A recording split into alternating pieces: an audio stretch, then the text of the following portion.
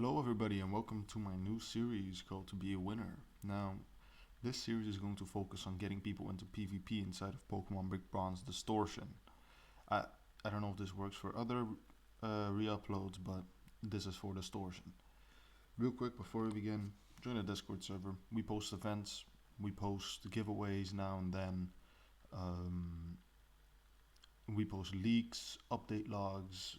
It's really handy to be in there if you play Distortion, and I recommend to play Distortion. It's pretty good.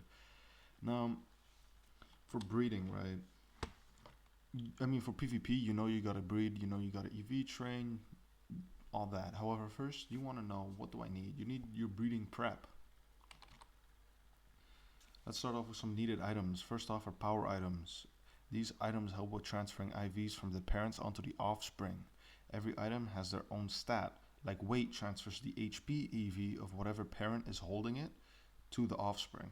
Bracer's attack, belt's defense, lens is special attack, band is special defense, and anklet is speed. Second is the Destiny Knot. This is more something for when you're almost done with breeding. It helps with transferring a whole set of IVs from both parents combined to the offspring. Normally, how it works is there are two parents that both send up to 3 IVs to their offspring. So the offspring will have 3 IVs that match with the parents. The Destiny Knot ups that number up to 5. I'll talk more about this in my breeding video that will be coming up after this. However, for now, that's all you kind of have to know. You can get both of these inside of the arcade, inside of the Golden Pokeball. As the last needed item in my opinion, I think it's the Everstone. The Everstone helps with transferring natures to the offspring. Let's say you have a male Cinderace with the nature Jolly and a female Arcanine with a modest nature.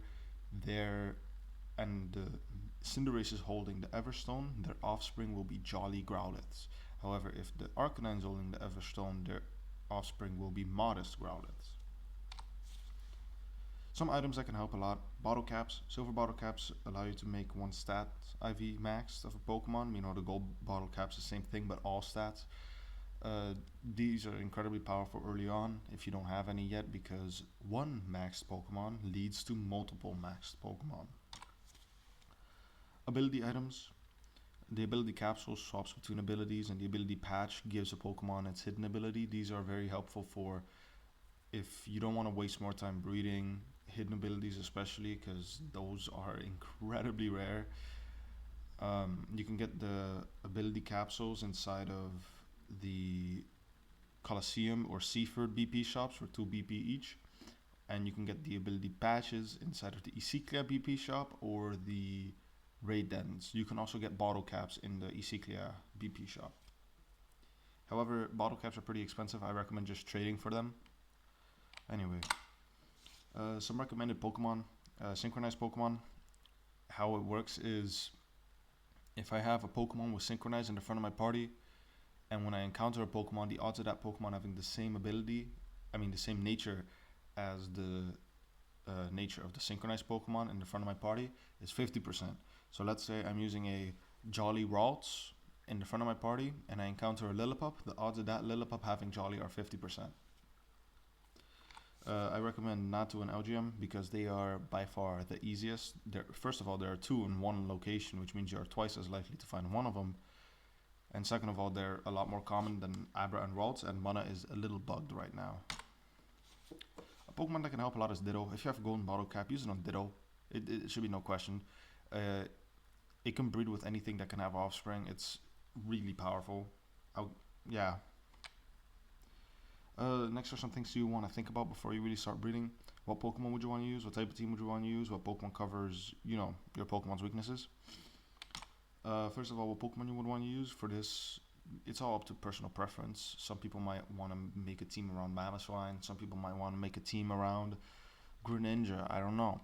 In this case, I'm gonna be using Mega Gyarados because it's just a pretty, not easy example, but everyone knows what a Gyarados is. It's pretty standard. Next, what type of team would you want to use? Standard, weather, terrain, trick room, baton pass, gimmick, hyper offense, stall. There are a lot of teams that you can think of. However, these are just some of the examples I could give right now. Remember, battle pass, uh, baton pass teams are anything goes. So just keep that in mind. For this case, I'm going to go with a standard team. However, Gyarados could work well on a rain team as well. What Pokemon cover your Pokemon's weaknesses? Now, first you have to remember, Mega Gyarados is Water Dark, which is weak to Electric, Bug, Fighting, Fairy, the Grass. However, normal Gyarados is Water Flying, which is weak to Electric, quad weak to Electric, Rock, and I think that's it. So then you start thinking of potential team members. Here you see I have Gliscor and Landorus Therian. Why did I think this? Well, as you can see here, Gliscor covers both Gyarados' electric weaknesses, regular Gyarados' rock weakness, and Mega Gyarados' fighting and bug weaknesses. And meanwhile, you also want to think backwards a little bit, just to see if your team has good synergy.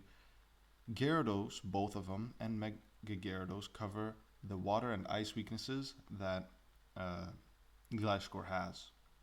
By the way, what I use to determine covering a type means you're either resisting the type or doing super effective damage against it. So if you have something that can do super effective damage against something but can't resist it, then I think that's covering it. However, if you have something that does super effective against something but also gets hit super effectively, I wouldn't say that covers that. Just so you know, this is more important later on. Now Gliscor, as you know, water, ice weakness. Gyarados, as we've already said, electric, rock, fighting, bug, fairy, grass. Now we think of our next member. Infernape and Heatran are incredibly good for synergy here. As you can see, Heatran, for example, just because I think it's better, covers regular Gyarados' rock weakness, Mega Gyarados' bug and grass weaknesses, and Gliscor's ice weaknesses. And its weaknesses are covered by Gliscor, Gyarados, and regular Gyarados, like both Gyarados and regular Gyarados as well. And like this, you just keep continuing. Here I choose Superior because I want some more offensive pressure.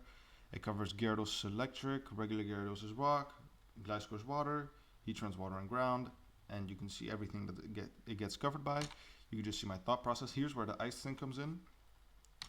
I don't say that this covers Gliscor's ice weakness. That is because he is weak to ice. So yes, he can hit ice for super effective and incredibly hard, but odds are I'm not going to be switching into ice types because he himself is also weak to ice. If I wanted to cover an ice type, I would probably go into Heatran instead. And here I just needed something to deal with fighting types that had good synergy. As you can see, 3 of my Pokemon covered Florges alone's like 2 weaknesses, and it covers a lot of fighting types because we had a big problem with that. So yeah, here is like an example of a planned team. Now this is just like a draft. You should go into Showdown, test it out a little bit, run it, and see how it does there before you go into the PvP scene, or well, before you're ready to breed. But having a rough draft is incredibly powerful. As you can see here, this is Maryland. You could use their team builder in order to see what big weaknesses you have. This team has big weaknesses to water, ice, and fighting. However, each of those types respectively also has 2 resistances, which means if I do find one of those, I have plenty of members to switch into. A rule of thumb for me is I try to cover every type with a resistance.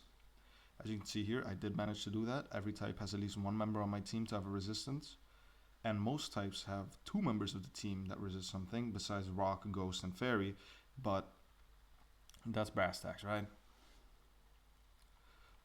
Some helpful websites to me. Bulbapedia, Cerebi, Pokemon Database, Pokemon Bronze Wiki, Smogon, Distortion Discord server, Maryland, and Showdown. Bulbapedia, Cerebi, Pokemon Database, these are all for Pokemon information. It's a Gen 7 game, remember that. Anything that's not in Generation 8 or Generation 9 has a Gen 7 moveset, Gen 7 abilities. Some abilities are Gen 6, like Gale Wings, and Torkoal doesn't get Drought yet. Should be added soon though. I use Bulbapedia the most because it's, in my opinion, a little more user-friendly than Cerebi. However, Cerebi has some things Bulbapedia doesn't. Pokemon Database I don't really use, but I know a lot of people do. Pokemon Big Bronze Wiki is for if you want to know where something is in-game, You can find it there. Smogon is, if you're getting into PvP Pokemon, you probably want to use this website a lot. It gives a lot of recommended sets, a lot of recommended teammates, a lot of recommended usage, counters to Pokemon. It's really good. It's a really good website. So I recommend it. Next is the Distortion Discord server. If you have any questions about the game, about added content, like there's Malv City and Eciclia City, which weren't in the original Pokemon Blue Bronze, so you won't be able to find it in the wiki. You can always ask the Discord server. Next is the Maryland team builder. That's this. Pretty helpful. It's pretty self-explanatory, I'm pretty sure. And as last is Showdown, just to be able to test your team. I hope this video helped. I hope you found some use out of it. There will be more in the future. This was more of like introduction, I guess, for what's to come. So yeah, that's about it.